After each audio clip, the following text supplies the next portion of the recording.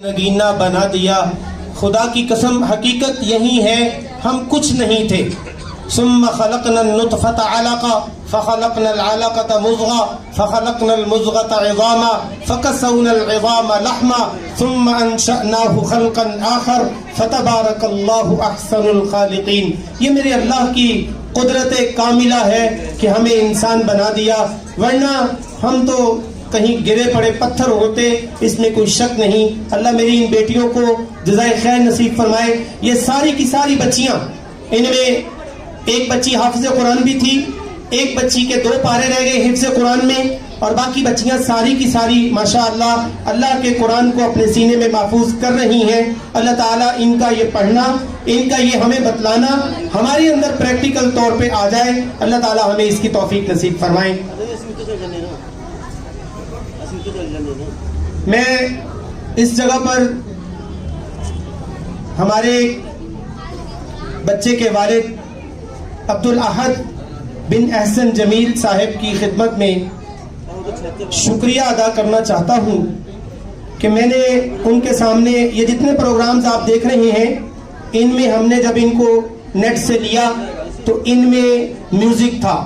तकरीबन हर मामले में हमें म्यूज़िक मिला, तो हम बड़े परेशान हुए इस हवाले से कि ये तो बहुत बुरी चीज़ है। नबी सल्लल्लाहु अलैहि वसल्लम एक मरतबा हज़रत अब्दुल्ला इब्न उमर रज़ियल्लाहु अन्हुमा के साथ तशरीफ़ लेके जा रहे, तो आप सल्लल्लाहु अलैहि वसल्लम ने दौरान सफ़र बांसुरी की आवाज़ सुनी, और बांसुरी की आवाज़ सुनकर आप सल्लल्लाहु अलैहि वसल्लम ने अपने कानों मुबारक में अपनी उंगलियां मुबारका ले ली। इस पर साथ ही हज़रत अब्दुल्ला इब्न उमर रज़ियल्लाहु अन्हु ने उन्होंने भी अपने कानों में उंगलियां ले ली। थोड़ा सा सफर तय हुआ तो आप सल्लल्लाहु अलैहि वसल्लम ने फरमाया, अब्दुल्ला बेटा देखो ये बांसुरी की आवाज आ रही है? जी या रसूल सल्लम अब नहीं आ रही। आप सल्लल्लाहु अलैहि वसल्लम ने फिर अपने कानों से उंगलियों को बाहर निकाला। ये आज हम अपने बच्चों को क्या दे रहे हैं, इस पर हमें थोड़ी सी नजर रखनी चाहिए। आप अपने बच्चे को तमाम एक्टिविटीज दें। आज आप देख रहे हैं ये प्रोग्राम, थोड़ी सी तवज्जो से अल्लाह ने हमारी मदद फरमा दी। और भाई अहसन जमील अब्दुल अहद साहब के वालिद को, बच्चा अब्दुल अहद, इसके वालिद को अल्लाह ने हमें दिया, और उन्होंने इस पर मेहनत फरमाकर मुझे व्हाट्सएप की और इनमें से म्यूजिक को खत्म कर दिया। ये इनका डिपार्टमेंट है, ये बेहतर समझते हैं। बहरहाल हमें मिल गया, म्यूजिक के बगैर मिल गया, और बच्चे आपके सामने परफॉर्मेंस भी कर रहे हैं। ये थोड़ी सी तवज्जो के साथ हर अपने बच्चे को एक्टिविटीज दे, लेकिन वो दे जो अल्लाह के दीन के करीब करीब हो। आज यही चीजें, अल्लाह तेरा शुक्र है मैं तकरीर भी कर सकता हूँ और उलमाए किराम भी तकरीर कर सकते हैं, लेकिन जो बच्चों ने एक्शन दिया है आपको, ये आपको तकरीबन इदारों में ही मिल सकता है, मसाजिद में नहीं मिलता।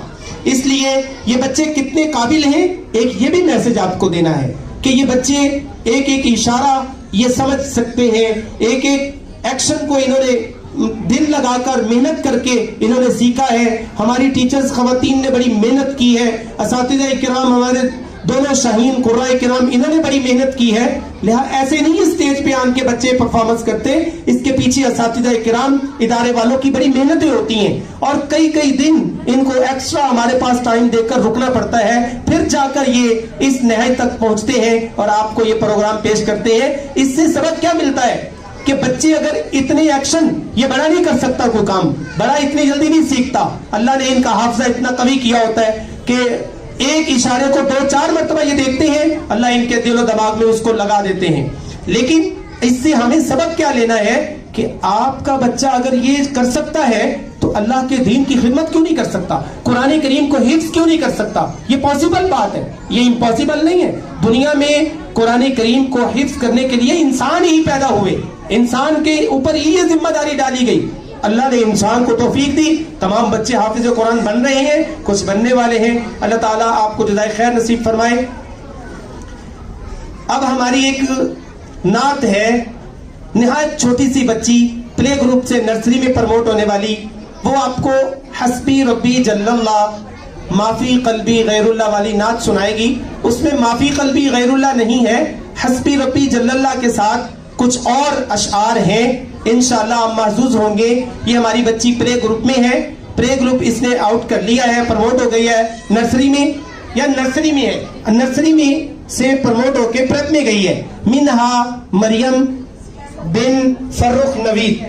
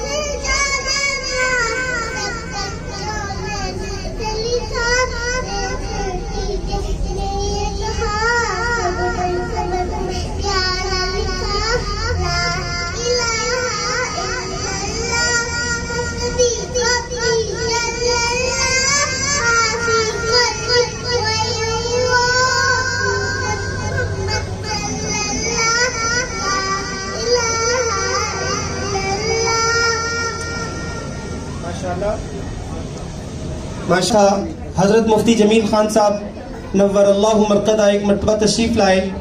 ان کے ساتھ کچھ ملنے کے لیے کچھ احباب بھی تشریف لے آئے. میں بھی اس مجلس میں بیٹھا ہوا تھا تو حضرت چونکہ اقرا روضۃ الاطفال اسکول کے مدیر اعلیٰ تھے تو ان سے کسی نے سوال کیا کہ حضرت وہیں پہ بیٹھے ہوئے حضرت بچیوں کو حافظ بنانا کیسا ہے, بچیوں کو حافظ بنانا کیسا ہے. آپ نے مفتی جمیل خان صاحب رحمہ اللہ نے فرمایا, اور میری اس وقت یہ حدیث پہلی مرتبہ میں نے سنی, میرے پاس اس سے پہلے نہیں تھی یا میں نے اس کو نہیں پڑھا تھا نہ سنا تھا. فرمایا حضور صلی اللہ علیہ وسلم نے اپنی بیوی حضرت عائشہ رضی اللہ عنہا کو قرآن کریم کی حافظہ خود بنایا, اور حضرت فاطمہ رضی اللہ عنہا بھی قرآن کریم کی حافظہ تھیں. یہ تو حضور کے گھر کی بات ہے کہ وہ حافظہ بنی. اچھا, اب یہاں پہ ایک اور سوال ہے. والدین بیچارے پریشان ہوتے ہیں کہ جی ہم ان بچیوں کو سنبھال نہیں سکتے. پہلے کون سا آپ سنبھال رہے ہیں, میں سنبھال رہا ہوں. یہ تو اللہ کا ایک نظام ہے. والدین, ہمارے والدین نے ہمیں ڈیوٹی دی, ہم اپنے بچوں کی ڈیوٹی دے رہے ہیں. کل کو ہماری جگہ پہ ان کو اللہ لے لیں گے, ان کی جگہ پہ پھر اللہ کسی کو لے لیں گے. لہذا شکر ادا کیجئے اگر بچی آپ کی حافظ قرآن بنتی ہے, بنائیے. اگلا سوال, یہ یاد کیسے رکھیں؟ اللہ کے بندو, یاد پڑھنے سے رہتا ہے.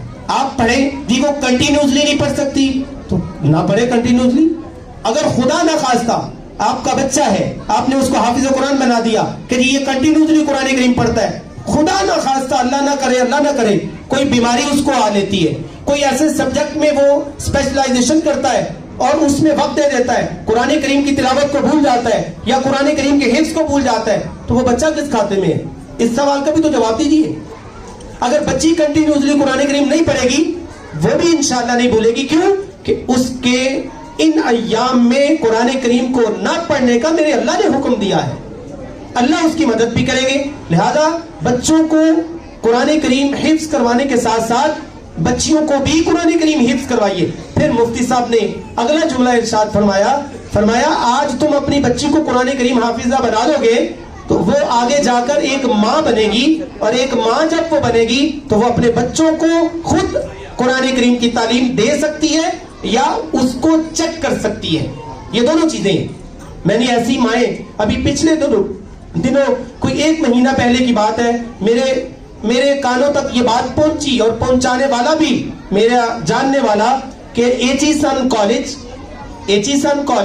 اس کے وائس پرنسپل کی اہلیہ 55 سال کی عمر، اس اماں جان کی عمر 55 سال کی عمر والی خاتون نے قرآن کریم حفظ کرنا شروع کیا. 2.5 سال میں اللہ نے یہ سعادت اس کے سینے میں ڈال دی. 55 سال کی عمر میں قرآن کریم حفظ کرنے والی خاتون 2.5 سال میں حافظ قرآن بن گئی، اور اس گھر کے اندر 4 اس کے بیٹے حافظ قرآن ہیں. میاں بھی حافظ قرآن. میاں یہ اس کمزوری کو یا اس کمی کو فیل کرتے تھے، اپنے بیگم سے کہا کرتے تھے یہ بس ایک تو ہی ہے جو گھر میں حافظ قرآن نہیں ہے، میری خواہش ہے کہ تم بھی حفظ کر لو. آپ دیکھیں اگر 20 سال کے بعد اس کی اماں جان کی شادی ہوئی تو 35 سال بچوں کو جنم دیا، گھر کو چلایا، سارے معاملات کیے، لیکن 55 سال کے بعد داعیہ پیدا ہوا. اب میرا کام گھر میں اتنا نہیں ہے میں اللہ کے قرآن کو ٹائم دوں. میرے اللہ نے ان کے قرآن کے ٹائم کو ایسا کارآمد بنا دیا کہ 55 سال کی خاتون کو 2.5 سال میں قرآن کریم کے حفظ کرنے کی سعادت نصیب فرما دی، اور زندہ ہے. ایچیسن کالج میں پھر دوبارہ اناؤنس کر رہا ہوں، ایچیسن کالج اس کے وائس پرنسپل صاحب کی گھر والی 55 سال کی عمر 2.5 سال میں حفظ قرآن کی سعادت حاصل کی. کوئی آئے اس قرآن کو، اس دولت کو تھامنے کی کوشش کرے، میرے اللہ اس کی مدد فرمائیں گے انشاءاللہ العزیز. اللہ آپ کا آنا بیٹھنا قبول فرمائے. قرآن کریم کی تلاوت کے لیے